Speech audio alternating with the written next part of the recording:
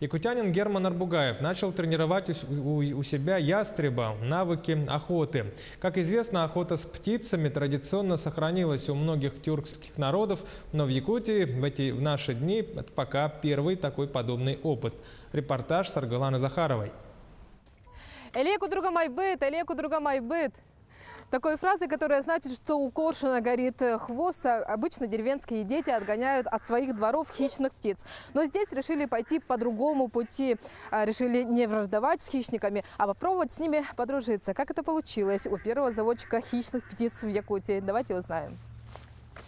Ястреб-тетеревятник Чочур – первый и пока единственный ручной хищник Германа Арбугаева. 2 недели назад из-за своей же прожорливости он угодил в ловушку. В голубятню сверху люк такой есть, и он туда провалился, и с голубем вот так вот сидит, глаза вытаращил, ничего понять не может. И мои ребята крикнули мне, я пришел, и, собственно, его поймали, и, как говорят, Баянай прислал нам его. Ай ты мой красавчик. Ну вот он должен по свистку, по свисту. Во время питания я вот так свищу. Это вырабатывается приобретаемый рефлекс на питание. Вот сейчас я могу его дистанцию увеличивать. Свисток и грозная птица мигом оказывается на руке у хозяина. Пока тренируется только внутри клетки. Чужих не подпускают. Но со временем как аудиторию, так и дистанцию планируют увеличить. Потом будем на длинном поводке, такой где-то метров 8-10. А потом уже будем выходить вообще на свободу.